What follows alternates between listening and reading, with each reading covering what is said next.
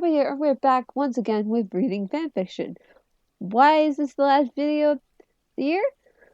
Because why not? And honestly, I cannot be asked to make a compilation video or something special. So it is what it is. So we're doing Expect the Unexpected, chapter 18. Because I really like this and I kind of want to get through this because there are literally 100 chapters. Almost 200, in fact. So, I'm gonna just get through this as quick as I can with this one. Although that doesn't mean I don't love it. I do like the story, which is why I'm still going with it. But I just want to get through with it because there are so many chapters and there's so much stuff that happens in this. Like, I want to. We're not even up to FNAF 2 yet with the toys, so I want to get to that part, and that way we can go back to the FNAF stuff here. Because for now we're just stuck wherever we are. I don't know, but we're here but soon, as soon as we get to FNAF 2 with the toys, we're going back. Anyway, last chapter, we found out more about why the toys were coming here and more about what was going on about those. Like a situation with those. And also we had a sick Ruby, and we learned more from quite a bit from Ruby. We found out her parents died. She's an orphan now, so she's in an orphanage. Ricky, I believe his name isn't actually her biological brother, but they have claimed each other as siblings. And yeah, basically, and I guess Ruby as a sick Ruby is cuckoo, cuckoo, cuckoo. But yeah. Anyway, chapter 18, and as always, with these videos, if you want to follow along, link to the chapter will be in the description below, and this was written by Arctic Vulpix, as always, so they get the credit. I'm just here to share the story and show my love for it, as always. Anyway, chapter 18, Family Bonding. Ruby didn't stay asleep for long, and then they ended up babysitting the Dolores night guard for the rest of the night. It's hot, the girl complained. Like desert hot. She rolled her eyes. Yes, Ruby. It was at the Arctic a moment ago, too. That's it. Shirt's coming off. She decided, sitting up and reaching to pull up her shirt. Honestly, that sounds like Gray from Fairy Tale. Like, that's the sort of vibe I'm getting from that. Except she's actually aware that she's taking her clothes off, whereas Gray is never aware. Anyway, the chicken dived forward and grabbed her hand. Hold on. No. She shook her head frantically. Shirt stays on. Chica, she whined, tugging ineffectually at the shirt with her other hand. No buts about this. Bonnie, get her some ice water, she called to the rabbit. He nodded and left to fetch the 6 glasses of water. It took them a moment to notice that she'd fallen silent again and was staring at the chicken strangely. Chica, she whispered. The chicken looked back at her. Yes? The monkey is back, Ruby hissed. Is he now, Ruby? Freddie asked, sitting in one of the other chairs and watching them in amusement. She wasn't easier to deal with when sick, not by a long shot. But she was entertaining. Her hallucinations were rather vivid, and as the night wore on, things got worse, just like she had warned them would happen when she was still somewhat lucid. A few minutes later, she was drinking from the glass Bonnie brought back. Once it was drained, she flopped down on the couch again. Silence fell, and everyone relaxed for a while. You don't have to do this, Ruby mumbled in a rare moment of awareness. I know I'm terrible when I'm sick. She peeked over the pillow at them, but they waved her off. It's no problem, Ruby, Chica smiled warmly. But try and get some sleep. It'll be best for you. She nodded slowly, eyes dulling again before disappearing behind the pillow once more. You remind me of my mom, she admitted softly. Everyone froze and stared at her, but she was already starting to doze. Keep it together, Chica, Foxy chuckled, noticing Chica's happy, frazzled expression. But she said her mom. Is that good or bad? Did it make her happy or upset? She fretted. Bonnie leaned over. She looks pretty happy. Ruby was snuggled in a pile of blankets, hugging the pillow with a slight smile tugging at her lips. She does, I guess. How long do you think she'll sleep this time? Goldie wondered. Hopefully a decent amount. At least there'll be no drama tonight. Freddie sighed. A calm night was never meant to be. 3 hours later, Freddie was standing, fuming in front of Goldie and Bonnie, who were covered in glitter and bedazzled their gemstones respectively. And why did you think that was a good idea? He asked furiously. Bonnie shrugged, while Goldie wrung her hands guiltily. It's boring without Ruby causing chaos, Rabbit admitted. Before Freddie could yell at them, laughter rang out from the nearby doorway. They turned to see Ruby supporting herself against the doorway, her eyes looking clearer and face less flushed. I'm so proud, she grinned at them. Bonnie grinned back, and Goldie teleported over to her, half to get away from the lecture and half out of concern. Should you be up, Ruby? She asked. I'm feeling better, the night guard admitted. Memory's a little fuzzy, though. Did I do anything weird? One look at their faces, and she groaned. What did I do? I didn't strip again, did I? Goldie giggled a little. No, Chica stopped you. You did hallucinate a bunch of animals, Bonnie admitted. Called everyone cuddly, too, Goldie added. Ruby groaned again. Sorry about trouble. She stretched carefully, still mindful of her aching body. There was one other thing, Freddie murmured. She tilted her head in question. You mentioned, well, that you were an orphan? He explained uncomfortably, as Foxy and Chica walked up to them from their trip to the kitchen. Ruby stilled immediately. She averted her eyes. Yeah. I get a bit open when I'm sick. Sorry. They stood around a bit awkwardly for a moment before Ruby broke the tense atmosphere as usual. Well, at least I don't have to deal with telling you all at a later stage. She smiled at them. Thanks for stopping me from doing anything stupid. They were relieved to see that she wasn't upset. Are you feeling better? Chica asked. Yeah, lots. She coughed a little bit, but it was nothing like before. I'll be fine now. Past the worst of it. That's good. Foxy held out the glass of water. He accepted it gratefully and drank slowly. Everything you do, you go all in and lose interest quickly, don't you? Even getting sick. Bonnie chuckled. Ruby grinned at him. Of course. Is there any other way? Well, there's only an hour of your shift left. How about you sit down and relax until it's time to go home? Are you sure no one can pick you up? Maybe one of the employees can drive you home, Foxy asked, worried about letting her walk home by herself. Ruby shook her head a little defiantly. No. No. I don't do cars. I'll be fine walking back. She averted her eyes, unable to hide the flash of panic that appeared in her eyes.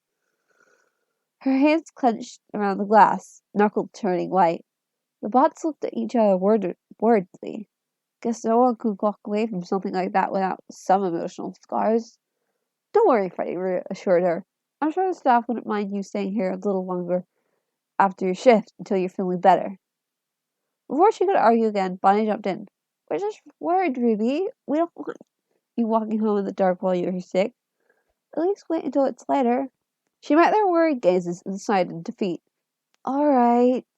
They smiled in relief. Thanks, lass. Now how about you go lie down again, Foxy suggested. She pulled a face. But I'm bored. She whined. They chuckled and shooed the sick night guard back into the room. Be good and let us take care of you. Chica pushed her back on the couch. She mumbled something about under her breath, but didn't seem too annoyed. They suspected that her reluctance to be taken care of stemmed more from her inexperience with it, and they were determined to change that. For the rest of her shift, she alternated between dozing and holding conversations about different pranks with Bonnie and Goldie. Eventually the chimes went off, and Ruby didn't even seem to notice. She was lightly dozing at that point, and they decided to leave her be and deal with the employees themselves. That would probably be interesting at the very least.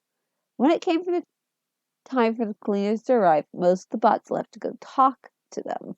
They didn't want them waking their night guard up, and after all, Goldie stayed behind to keep an eye on her. Surprisingly, the manager arrived with the cleaners. Probably something about checking his office for any vengeful traps. The group felt true terror for the first time when they found the bots waiting for them. The animatronics threatened, very politely of course, that they would regret waking Ruby up and insisted that she stay until there was enough light to walk home safely.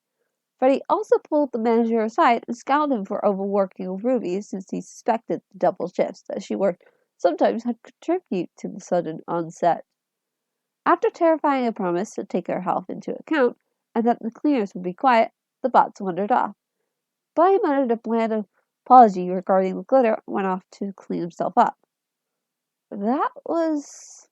One of the night employees stuttered, clutching at his heart. Yeah, I never nodded. I know what you mean. Behind them, the manager had dropped in a dead faint. Ruby woke to feeling itchy and fuzzy, but worlds better than before. She sat up and stretched carefully, noticing the blanket that fell off her with amusement. The girl smiled fondly. Bots really could be very sweet and considerate. She reached for one of the many jackets that she vaguely remembered putting on before leaving for work and pulled out her cell phone. Shoot, she muttered when she saw the time. It's almost 8. There were about 20 missed calls as well. With a sigh, she called back and waited for the explosion. Ruby, where are you? Why aren't you home? Why haven't you answered? Do you know how worried I was? The frantic voice on the other side of the line spilled over into the quiet room. Hi, Alice. Ruby cut her off, knowing that the guardian would continue infinitely if she could. I'm sorry about all this. I actually got a cold and was pretty out of it all night. You're sick? Oh, why didn't I even notice? You did seem a bit out of sort yesterday. Why didn't you go to work then? You should have stayed home. Alice fretted. Don't worry. Everything's fine, Alice. A few of my co-workers made sure that it was okay. Ruby smiled slightly. Oh, that's wonderful. I'm so glad. She sounded relieved. I'll just be back late since they didn't want me walking around until it was daylight. And then I fell asleep, so I'll only leave in a few minutes. She stifled a yawn as she said that. All right. Do you want me to come and walk you home?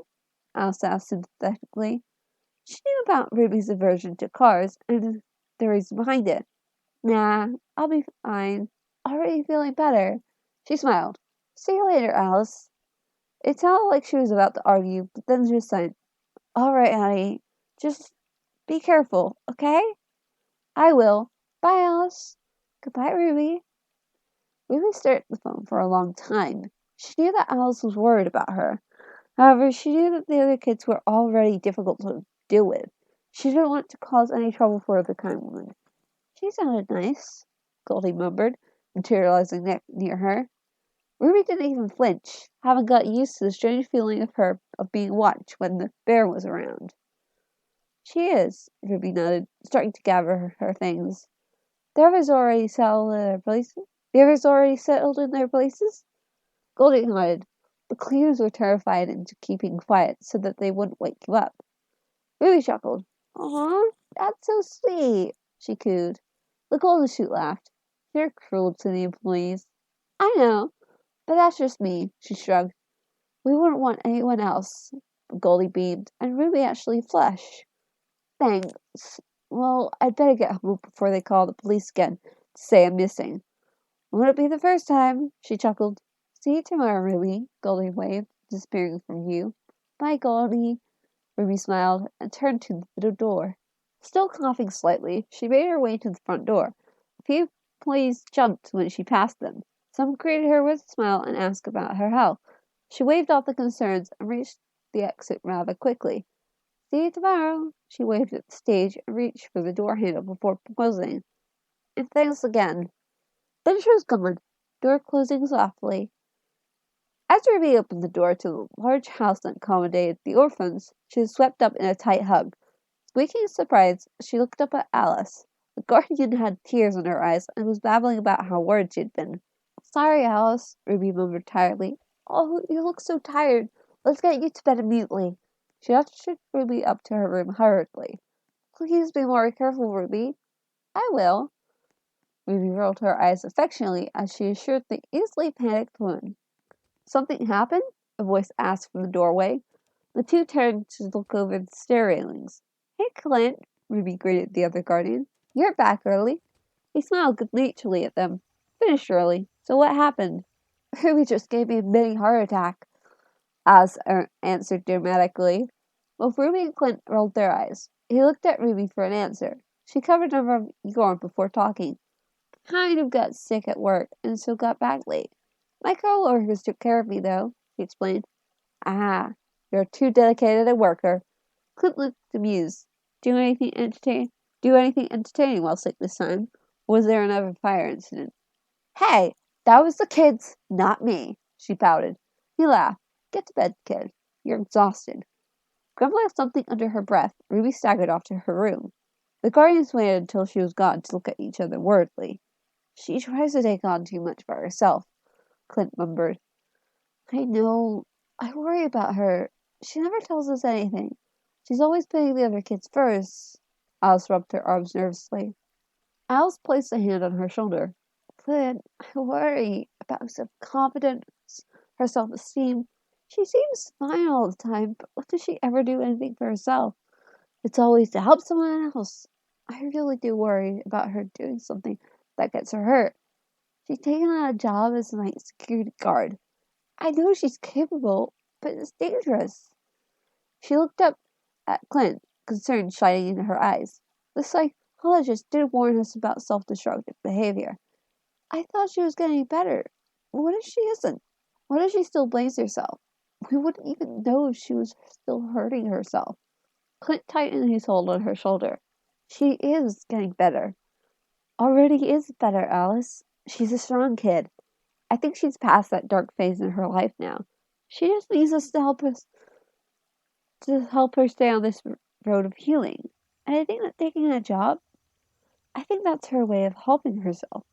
She was rather determined to get the job, don't you think? Even though it takes away time she could spend with the kids. I don't think she would have done that even a year ago. Just trust her. She knows what she's doing. Alice gave Clint a watery smile. You're right.